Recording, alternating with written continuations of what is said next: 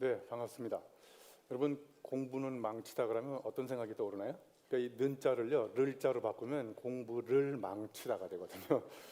그래서 한 글자 차이인데 엄청난 그 차이 속에 공부의 묘미가 숨어 있는 것 같아요. 자, 오늘은 제가 공부는 망치다라고 한 제목은 사실은 이제 얼마 전에 돌아가신 신영목 교수님이 공부는 망치로 합니다, 이런 이제 글귀에서 아이디어를 얻어가지고요. 제목이 약간 도발적이지만 공부는 망치다라고 정했습니다. 그래서 결국 이제 공부하고 망치의 공통점이 겉으로 보기에는 별로 없는 것 같지만 가만히 찾아보니까 공부도 우리의 고정관념을 생각을 자꾸 이렇게 깨부수는 그런 어떤 매개체가 되기도 하고, 망치도 가만히 생각해 보니까 이미 있는 것을 깨부수는 거잖아요. 그래서 공부와 망치는 겉으로 보기에는 닮은 게 없는데 가만히 따져서 이렇게 분석을 해보니까 공부와 망치는 똑같이 뭔가를 깨부수는 거구나. 그래서 공부는 망치다라고 했는데, 사실은 우리가 공부 그러면 여러분 어떤 공부가 처음에 떠오르나요?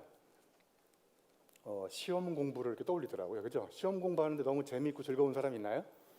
네. 그 다음에 공부 그러면 또 공부는 책상에 앉아서 머리로 하는 것이다, 이런 고정관념을 갖고 있는 것 같아요. 그래서 저는 오늘 공부는 머리로 하는 거기도 하지만 몸으로 하는 육체 노동이라는 그런 공부에 대한 고정관념을 몇 가지를 같이 여러분하고 같이 한번 깨부숴보는 노력을 한번 해보도록 하겠습니다. 공부는 여러분이 이제까지 살아오면서 마주쳤던 삶의 역사가 저는 그 사람의 공부의 역사라고 생각합니다. 생각만 해도 지겨운 그런 어떤 시험 공부가 아니라 상상만 해도 굉장히 즐거운 인생 공부에 대한 이야기를 세 가지 점에서 한번 말씀을 드려보려고 합니다.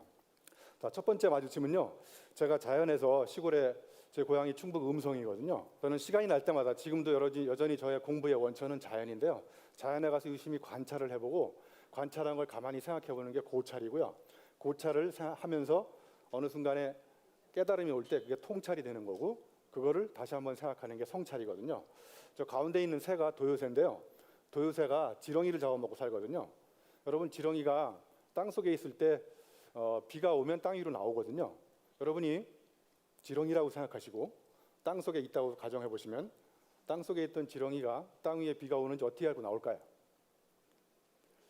여러분이 지렁이가 모르면 여러분은 지렁이만도 못한 인간들이에요. 네? 제가 얘기한 오늘 공부는 또 공감인데요, 타인의 입장이 돼가지고 그 사람 입장이 돼서 그 사람의 아픔을 가슴으로 생각하는 방법을 배우는 것이 저는 공부라고 생각합니다. 그래서 지렁이 입장이 돼가지고 땅속에 있다. 자, 그럼 땅 위에 비가 오는데 어떻게 알고 나오냐면, 생물학자들에 의하면 빗방울이 이렇게 땅을 두드린대요. 그러면 피부로 진동을 감지해서 밖으로 나오면 도요새가 이제 지렁이를 잡아먹습니다. 그런데 도요새의 고민은 언제 시작되냐면, 비가 안 오는 날 땅속으로 지렁이가 다시 들어가거든요. 그러면 이론적으로는 도요새가 굶어 죽었어야 되는데 도요새가 여전히 비가 안 오는 날도 땅 위에서 지렁이를 잡아먹고 있어요. 어떻게 잡아먹을까요? 여러분, 이걸 모르면 새만도 못한 인간들인데, 도요새가 평소에 지렁이 행동을 유심히 관찰해서 가만히 생각해 보니까 비가 오는 날 나오는 걸 알게 됐어요. 그래서 비가 안 오는 날은 얘들아 지렁이로 하여금 비가 오도록 착각하게 만들어야 되겠다, 이런 인사이트, 통찰을 얻게 된 거예요. 그래서 비가 안 오는 날은 빗방울로 이렇게 부리로 땅을 찍고 다니면 지렁이 입장에서는 어떻게 생각해요? 비 오네? 그래서 밖으로 나오는 거예요. 나오자마자 마른 하늘의 날벼락인 거죠. 그래서 제가 오늘 말씀드리는 공부는 평소에 주변에 있는 아무 관계없다고 생각하는 걸 유심히 관찰해서 관찰한 걸 가만히 생각해보고, 그래서 통찰을 얻게 되고 그걸 다시 한번 생각하는 성찰, 제가 개발한 유영만의 사찰입니다. 이것만 가지고도 우리가 자연에서 얼마든지 공부를 할 수 있을 것 같아요.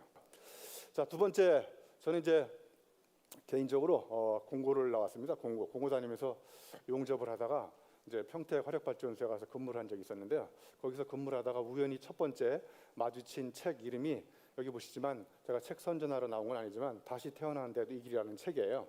저 책을 통해서 제가 공고생이 서복고시 패스한 수기를 읽고 그 길로 제가 인생을 한 방에 역전시키는 공부는 고시를 공부하는 것이다, 이렇게 불온한 의도를 품고 한양대학을 가게 됐습니다. 한양대학에 다행히 법학과 갈 점수를 못 받아서 제가 있는 한양대 교육공학과에 입학을 하게 됐죠.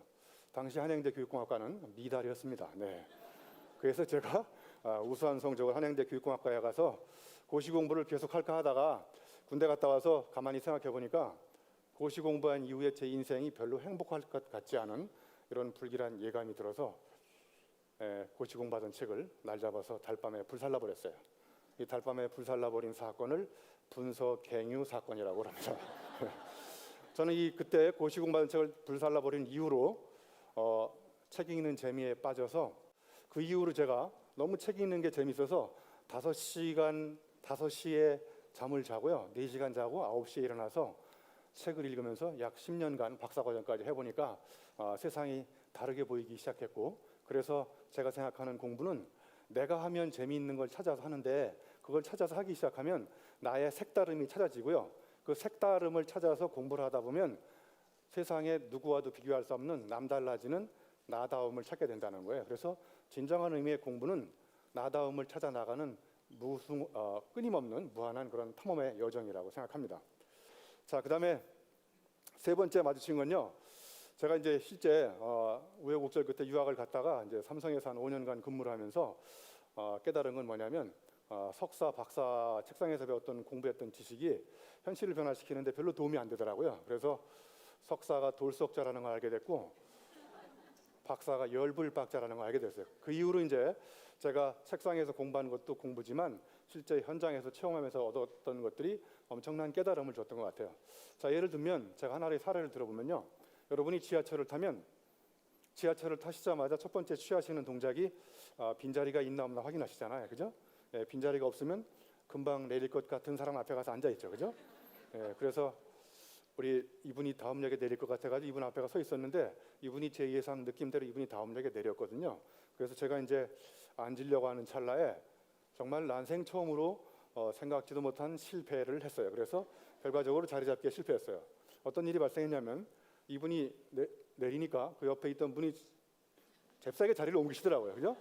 그리고 자기 앞에 있던 자기 친구를 자기 자리에 앉히고 자기는 잽싸게 자리를 옮기고, 그래서 제가 이렇게 있다가 멍하니 인생의 첫 번째 실패 체험을 한 거예요. 이렇게 현장에서 다양한 실패 체험을 해보면 그 다음에 똑같은 실패를 하지 말아야 될 다짐이 생기고 깨달음이 오게 되는데, 자, 그러면 똑같은 실패를 반복하지 않으려면 이전과 다른 행동을 취해야 되잖아요. 자, 이번에는 약간 가운데 서 있습니다. 이렇게 가운데. 아니면 이 상태에서 약간 사선으로 서 있거나. 자, 이런 놀라운 행동의 변화는 제가 책상에 앉아가지고 오랫동안 공부해서 생긴 게 아니라 제가 공부한 걸 나가서 해보니까 이렇게 하니까 안 되는구나, 이렇게 하니까 되는구나, 이런 놀라운 깨달음은 실제 몸을 움직여서 체험하는 것입니다. 그래서 저는 진정한 의미의 공부는 앉아서 하는 정신 노동이 아니라 육체 노동이라고 생각합니다. 자, 그다음에 제가 이제 한 4년 전에는 사하라 사막에 가서 한번 마라톤을 뛰어봤어요. 혹시 사하라에서 마라톤 뛰어본 분 계신가요? 네, 없군요. 역시 인생에는 딱 두 가지 부류의 사람이 있더라고요. 저같이 사하라에서 마라톤을 뛰어본 체험이 있는 사람하고 여러분같이 안 갔다 온 사람이 있어요. 그래서 안 갔다 온 사람은 갔다 온 사람의 이야기를 자세를 낮추고 들어야 되거든요. 자, 이 오랜 이야기를 다 할 수는 없을 것 같고요. 저는 사실 결론적으로 얘기하면 6박 7일 250km를 달리는 건데 약 120km 지점에서 몸에 한계가 와서 10분간 고민하다가 포기했습니다. 제가 사하라에 가서 죽을 필요는 없잖아요.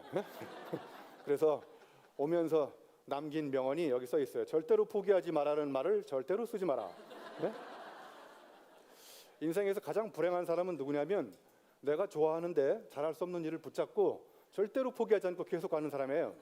정말 진정한 의미의 공부는 내가 몸으로 움직여서 해보니까 이건 내가 좋아하는 일이구나, 그리고 잘할 수 있는 일일 때 그걸 찾아서 끝까지 물고 늘어지고 열정적으로 몰입해서 그 분야에 꽃을 피우는 것이 저는 진정한 의미의 공부라고 생각합니다. 자, 그래서 공부는 몸이 체험한 진실을 조용히 드러내는 자기 독백이라고 생각합니다. 여기에는 어떤 화려한 수사나 엄청난 형용사가 필요 없고요. 여러분들이 몸으로 체험한 것을 그대로 여러분들한테 누군가에게 전달할 때 그 사람의 진실을 드러내는 것이고 그 사람의 자기 정체성을 드러내는 자기 고백이 저는 진정한 의미의 공부라고 생각합니다. 자, 그다음에 제가 또 체험적으로 깨달은 것 중에 하나는요. 제가 한때는 드럼을 쳤었거든요. 굉장히 멋있잖아요, 폼이. 그죠? 그런데 드럼도 때려치웠습니다. 자, 어느 순간부터 드럼을 치는 공연을 하기 전에 자꾸 다리가 떨리더라고요.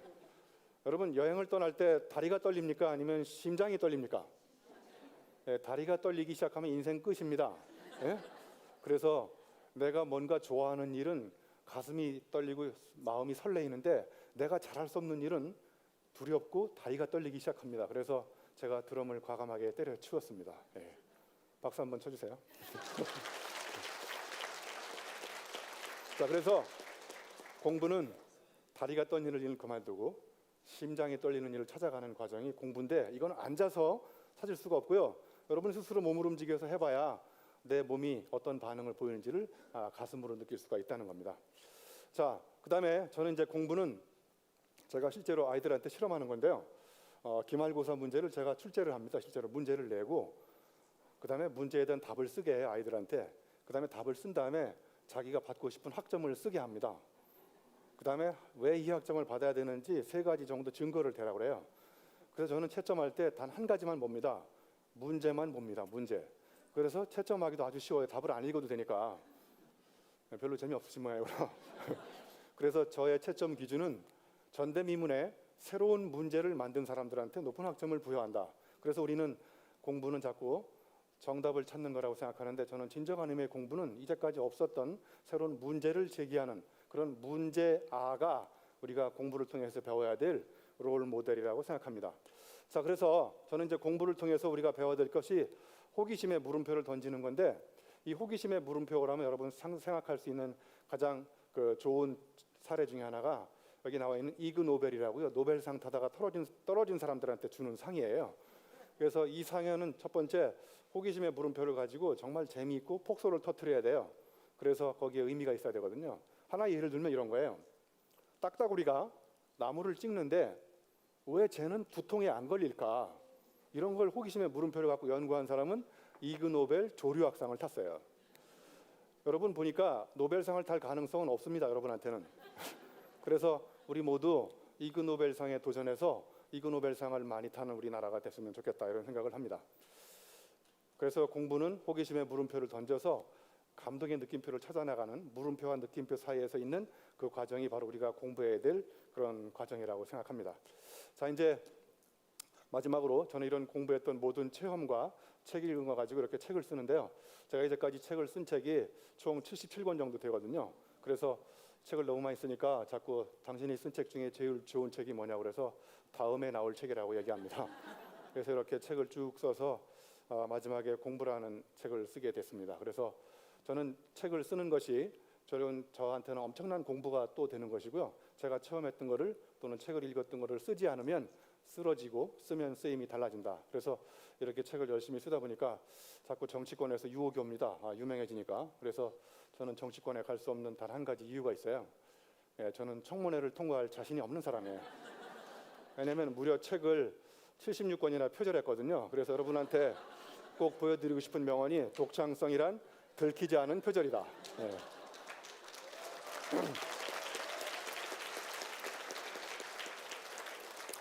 자, 이제 정리하겠습니다. 제가 이제까지 공부라는 것을 설명을 드렸는데요. 가장 소중한 공부는 내 몸을 움직여서 손발이 움직여서 체험하는 것이고요. 그 체험한 걸 가슴으로 공감하는 것이 공부입니다. 그래서 공부는 공감이라고 한 이유가 되고요. 왜냐하면 체험을 하지 않으면 공감 능력이 없어집니다. AI가 발달하고 로봇이 발달해도 기계가 절대로 대체할 수 없는 인간 고유의 능력은 저는 공감 능력이라고 생각합니다. 가슴으로 느낄 줄 아는 사람을 길러내는 것이 저는 우리의 교육이라고 생각하고, 그리고 마지막에 공부를 할수록 우리는 머리에 아픈 상처가 생기는데요. 알무로 생긴 상처는 알무로 치유해야 됩니다. 그래서 진정한 의미의 공부는 체험하고 공감하고 머리로 상처를 받는, 그래서 상처를 치유하기 위해서는 또 다른 공부를 계속해야 되는 이런 공부가 저는 진정한 의미의 공부라고 생각합니다. 감사합니다.